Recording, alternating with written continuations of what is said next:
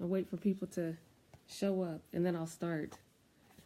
Go ahead and read from the book today, since this will be a lot of you guys' first times hearing it.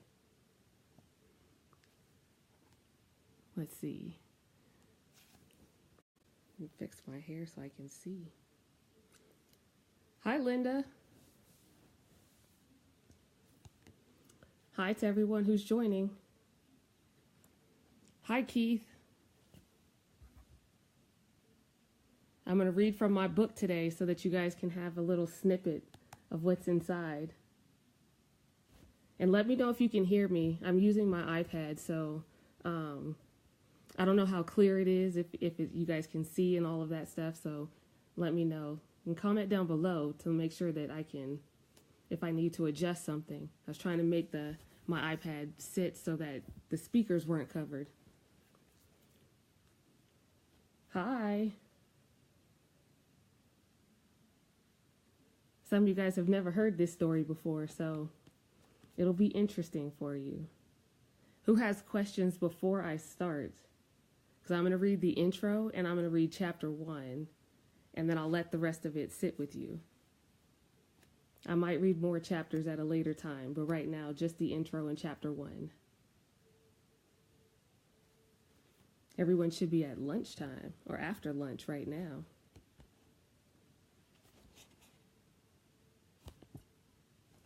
So inside the book, my first chapter is actually called Leaving the Nest. I'm going to read the intro. The intro starts as, you guys probably wondering why I named my book Project Sophisticated, and I explained all of that in the intro, so I hope you enjoy. The intro, unsophisticated, has many definitions, but the one I chose to resonate with is unadulterated, pure, and genuine. So the next time someone tells you that you are unsophisticated, tell them thank you. Where does your journey start? Do you know? Have you even started the journey that you wanted to be on? Or are you following someone else's journey, being a tag along? It's time to define who you are. The first step to change is a conversation. And I know you guys have heard that term many times before, but it's true. The only way to make change happen is to voice what you feel, how you feel, and hi, Cindy, and to just get what it is that you want to say out. You know, don't have any expectations. Just listen to the conversation and take it in the heart, because the only way to change is to understand both sides of the spectrum. It says, my conversation starts now, here with you, so let me introduce myself. My name's Alana, and I'm 35, and I live in Reno. I didn't start here, but this is where I see myself ending. It says, oh, and I'm Black, and I have lupus. I am a proud Leo. I feel like I'm applying for a date, laugh out loud. I said, I'm 95% of the time upbeat, happy, joking around, giving advice, and mentoring others. I feel alive. My other 5% is what people do not see, and that's where my story begins. You have to be lost enough to find yourself, by Robert Frost.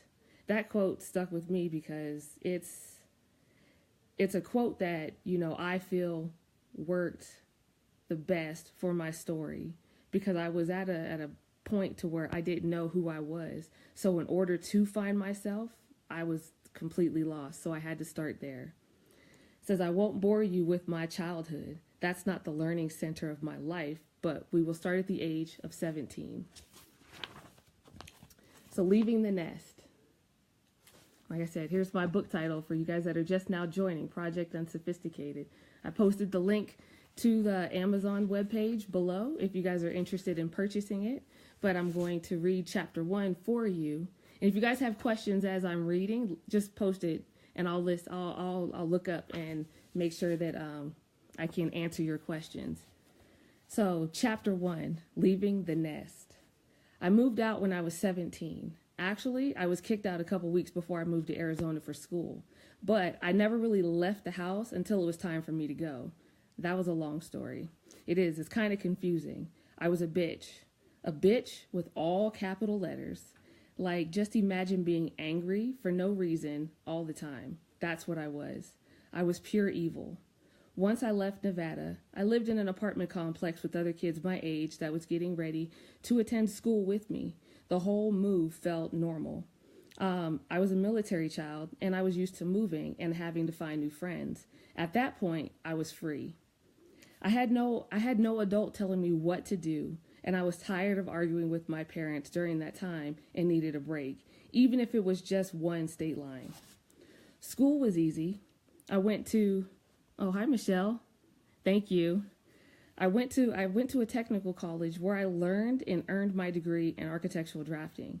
I'm kind of shocked I even got a degree. I don't remember sleeping, studying, or how I even passed, but that's probably most college people. But I did. I managed to work too for Wells Fargo, which was really shocking to me.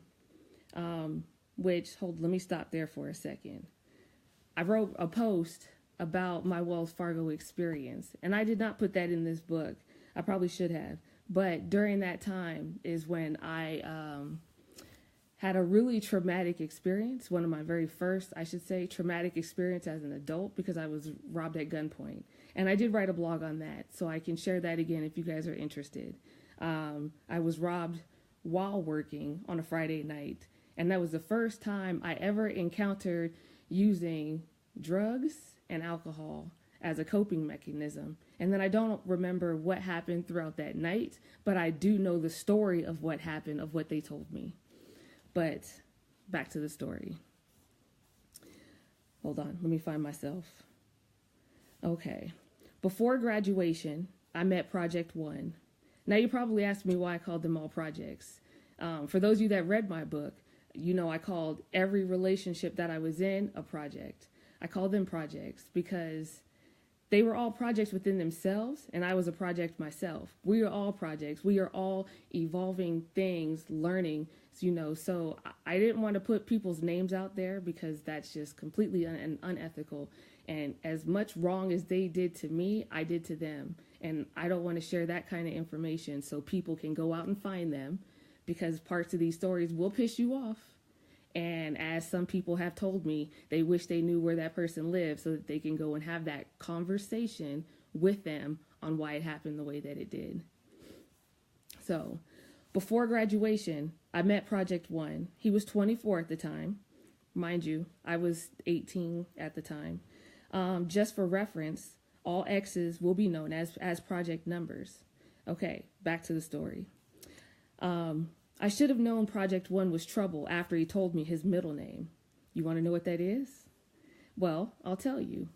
His middle name was Antoine, but when I saw it, the way it's spelt, it read anti-one, like ANTI-ONE. Meaning the devil, not the one. And I didn't listen to the signs. I was young, dumb, and I just knew that I was the shit, and I knew everything. I met Project One through his brother. We went to school together. I trusted his brother, so I figured I could trust him too. I moved from apartment to apartment in Phoenix that we completely ran out of options. Like I said, I wonder even how I graduated. Like every apartment that I lived in, we got kicked out of because of partying and drinking, being rowdy, because we weren't, it wasn't a normal college. Like I said, it was a technical institute. So we were renting apartments in apartment complexes with other people who had normal jobs, older couples, families, all that stuff. So I wonder even how I graduated. Project One and his brother offered me to live with them, so I took them up on the offer. Project One's brother had a girlfriend living there too. I felt it was safe. She introduced me to veganism. Little did I know that that would come back full circle in my life. She taught me recipes and stuff on what to cook, how to cook it. It was different because I had never had anyone teach me about being a vegan in my life. I didn't even know what a vegan was. I thought everybody ate the same foods. What's up? You want to come say hi? I'm on live. Bruce is laughing at me, y'all. He's walking by staring at me. Okay. This was my first adult relationship. I had many, childhood relationships, but this was my first adult relationship. So I didn't know how to expect how it to go. We just took it day by day. We didn't have any problems until we moved in alone. Project One's brother, his girlfriend's visa, because she was actually from France, ran out. Actually, I'm telling you the story before I even get to it, and I wrote it, so let me just go there. Well, it says, we didn't have any problems until we moved in alone. School ended, and Project One's brother moved in with other friends, and his girlfriend moved back to France. She was a foreign exchange student, and we moved into a smaller apartment, and at this time, this is where my life changed. I worked an hour and a half away from where we lived, and if you know Phoenix, you know there are multiple freeways and many little cities in between. That's where I said where we lived was in a nice area. So I don't even think I even wrote the city's name down here. I lived in Central Phoenix. No, I take that back. I went to school in Central Phoenix. I lived in Glendale, and I worked in Ahwatukee. So if you know Arizona, you know how far Glendale is from Ahwatukee and how many freeways it takes to get there. It might be different now, but when I was there, that was a long-ass drive. Where we lived was a nice area. People said hi to each other. Neighbors were friendly. I liked this apartment. I really felt like an adult because, I was actually on my own. There was another black man around. I won't lie. He was sexy. He had been about my complexion, taller than us, and also had green eyes. My ex was shorter than me. He stood about 5'6", and I'm about 5'8". But according to my doctors now, I'm shrinking. If you look at my chart, I'm about 5'7.5" on a good day. 5'7" most times. So I could see why he felt the neighbor was a threat. But he had a girlfriend, and she was very nice, by the way, and always greeted me with a smile. We weren't even in the apartment complex 6 months before the major blow up happened that I'll get to tell you about. I came home from work, and he would be ready to argue with me. Why were you late coming home? Who are you cheating on me with? I know I will find out. It doesn't take you that long to come from one street here over to this street. So where exactly did you really go? I heard this over and over and over again. One day I came home and I saw my neighbor walking his dog. I stopped. We chatted for a moment. My ex came running outside, down the stairs, and he saw me standing there talking to him. He looked at me dead in my eyes and said, "You done fucked up now." I darted back, he darted back up the stairs, and all of a sudden I felt sick to my stomach. I felt sick I said, I feel sick reliving this, but it's something that I have to tell you because this is my truth. My neighbor asked if everything was okay, and I told him, if you hear me scream, I want you to call 911. Then I walked away. I walked up my stairs, and I went to reach for the door, but I paused. I sat on the stairs next to my door, and I thought maybe I should just leave, or maybe it's really not going to be that bad. Or that I was over exaggerating. I was in confliction with myself because I didn't know what was going to happen. But I knew something bad was going to happen. I lived on the second story of this apartment complex. It was a 3-story building. So I sat on the stairs, and I can kind of show you where I'm sitting here. The way I'm sitting right now, my door was actually right here. The staircase, I was sitting on the stairs, then they went up right behind me. So I took a deep breath. I placed my hands over my face just to take a moment. A few seconds later, the door swung open. I looked up and froze. Project One darted through the door like the Flash. He stopped midway through his stride, turned to the right, and saw me sitting there on the stairs. I had no time to move, and I had no time to say anything. He reached over and he grabbed me by my hair. It was braided at that time in individual extensions down to the middle of my back. Both of his hands grabbed onto my hair with a full grip. Project One picked me up by my hair and threw me into the metal door head first. Then he swung my body into the apartment, threw me on the floor, turned around, shut the door, and locked all 3 locks that we had. I just heard click, snap, click. Hi, Courtney. I lay there in shock with my eyes tearing up. I didn't know what to do, and he grabbed me and threw me on the couch. In that moment, he repeatedly punched me in the face, and I tried to block the hits, and he would just punch me all over, my arms, my legs, my stomach, just like I was a punching bag at the gym. I screamed as loud as I could, and he pinned my arms down and covered my mouth so that no one could hear me. I tried really hard to fight back. Nothing I did would make him budge. I tried to get away. I really did, and that angered him to the point that he picked me up over his shoulder, tossed me like a rag doll on top of the glass coffee table. Glass went everywhere. Glass was stuck in my back. It cut my legs, my arms. I was stuck laying there in it. Project One then grabbed me by my legs and dragged me into the bedroom, like a caveman claiming his woman. He picked me up and he slammed the bedroom door. He threw me on the bed, jumped on top of me, grabbed a pillow, held my arms down with his legs, and placed a pillow over my face to suffocate me. I kept trying to fight him off by rolling back and forth for him to lose his balance and give me some leverage. He removed the pillow and started slapping me in the face, and he called me every name in the book, from a bitch to a slut to a whore, telling me I deserved this and that I did this to myself. I'm the reason that this was happening. And no, I did not deserve this. I didn't do anything but love him. No one deserves to be treated like this in this manner, ever. I was able to get my arms free and pushed him off of me to jump off of the bed. I ran towards the door and opened it. He grabbed me by my hair again, and this time he slammed my head into the wall over and over again. And I felt so weak, I felt so helpless, that no one was there to hear my cries but him. And in that moment, I thought I was going to die.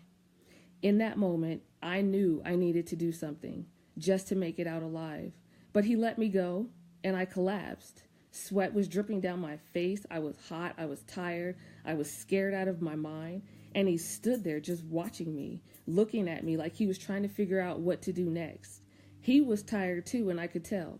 But I knew it wasn't over. I stood up slowly, breathing heavy, just like I went 12 rounds with Mike Tyson and actually survived. Something in my mind said, punch him with all your might and hit him now. My hands rose up. I cocked back, swung as hard as I could, and hit him with a right hook straight to the jaw. And I did it. I swear I watched it happen in slow motion too. I hit him dead in his mouth. His face turned to the right, blood splattered everywhere, all over the door, the wall we were standing next to. He fell to his knees, and I stood there stunned. And then my mind yelled, "Run!" I just stood there, and my mind said to go, but my legs couldn't move. I watched him get up, walk over to the sink, and spit out blood. He stared at me through the mirror and turned on the water to rinse out his mouth. My body finally unfroze, and I took off running. I ran to the front door, unlocked it, ran screaming down my stairs, and banged on my downstairs neighbor's door, and he opened it. I fell into his arms crying, and he pulled me inside and called the cops. I heard Project One run down the stairs screaming my name. He was running around asking people, "Have you seen my girl? If you see her, tell her I'm looking for her." My neighbor told me to be silent and to wait for the cops so that he couldn't find me. I could hear the sirens getting closer, then finally a knock at the door. The policeman asked me what happened, and I could barely speak. I was so distraught that I didn't even know what to say. They asked to see my apartment and if I knew where he was. I didn't know where he could have went, or if he was still lurking around.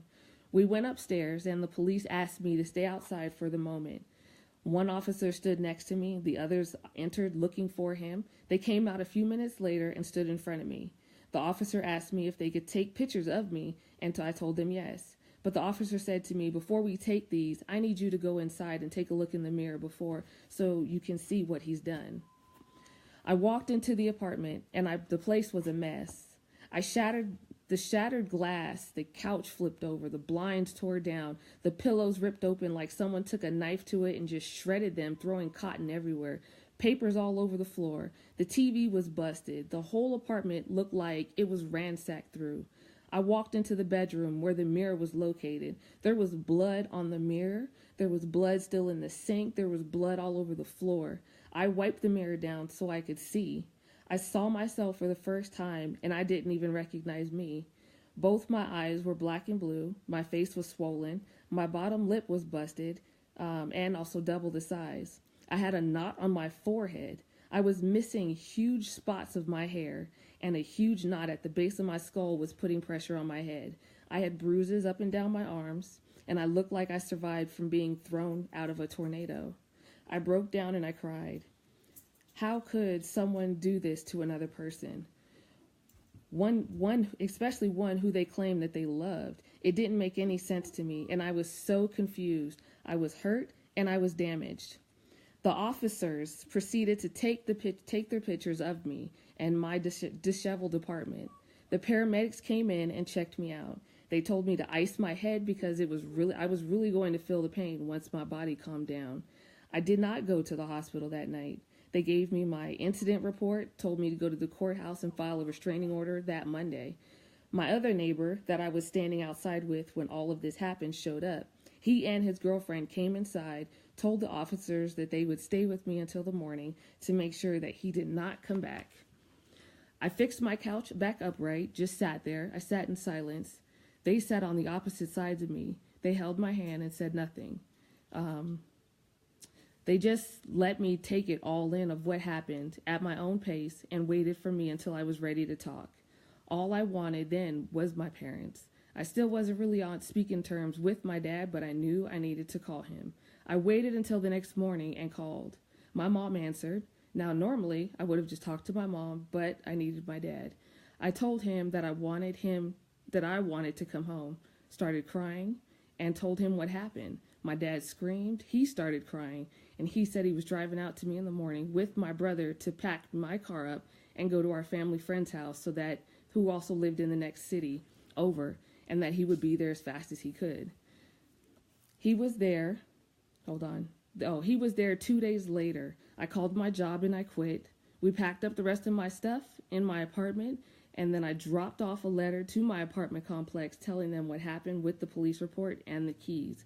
We then hit the road, and I will never forget the drive because it was 4th of July and the fireworks were exploding across the sky. It was my celebration of freedom from what transpired, and I was free, and I vowed to never let another man put his hands on me again. My past has not defined me, destroyed me, deterred me, or defeated me. It has only strengthened me. And that was by Steve Maraboli. And that's the end of chapter 1. So, if you guys want to know more about what happened, chapter 2 is in the book. If you guys have questions for me, you guys can ask the questions. But there's my intro and there's my chapter 1. And I'll probably get to reading chapter 2 at another date and time. But chapter 1 was a lot. It's short for the one incident that I wrote, but it was a lot. It was a lot of emotions. It was a lot of questions. It was a lot of hurt and animosity. It still bothers me till this day about what happened, but I can't change what happened. It's actually only made me stronger. And to let other people know that, that they're not alone. So if you guys are interested in the book, like I said, I put the link down below. You can either get a hard copy or you can get the Kindle version and read it. The end of the book, if you do get the book, I have a self-reflection journal so that you can write down your feelings about what you felt during each chapter so that, you can release what it is, because holding all that kind of stuff in does not help. Hold on. I'm being watched. So if you guys have any questions, let me know. I'm going to end the broadcast, and you guys can send me a personal message if you like. If you're watching the replay, thanks for watching, and I will talk to everybody later. Shannon says, thanks for sharing. You'll be getting the Kindle version. Thank you. Thank you, Shannon. And you're welcome. I have to share. Everybody feels like, that they are alone in all the situations that they've been in, and they're not. Somebody else has gone through it. So, and I just wanted to let people know that, my story has some type of impact on other people as well. I want people to learn from it, not repeat the same mistakes that I did. Hi, Key. You're awesome too. We have to play catch up. I haven't talked to you in a while. Oh, let me read the back of the book for you. I forgot too. It says, go sit down. It says, do you know that healing yourself comes with time and patience? All you need is faith, a little guidance, and lots of love for yourself. What happens to us, we cannot control, but we can control how we react and how we perceive it. What you do with that is up to you. We can either dwell on the past, we can either dwell on the sadness and sorrows, or we can find the good and learn from the event. What could you have done to change it? What will you do the next time around? And will you repeat those bad habits that got you into that predicament? We all have choices. There is never just one answer. And let's learn to forgive ourselves, our past, and create a better future. That's what it says on the back of the book. Hi, Christina. Yes, I'm live. You missed it. I read the intro in chapter 1. So when I post this, you can catch the replay and get a chance to listen to it. But that is the end of chapter 1 and the intro. Here's the cover of the book so you can find it. Project Unsophisticated, the story of my unsophisticated blackness. And if you guys need to talk about what happened, I'm here. Like I said, I've been through it. There's many situations of what happened to me in this book. Chapter 2 will probably put you on the floor, but you'll have to read it to find out what happens. Other than that, I will talk to everyone later and have the good rest of the afternoon. Bye.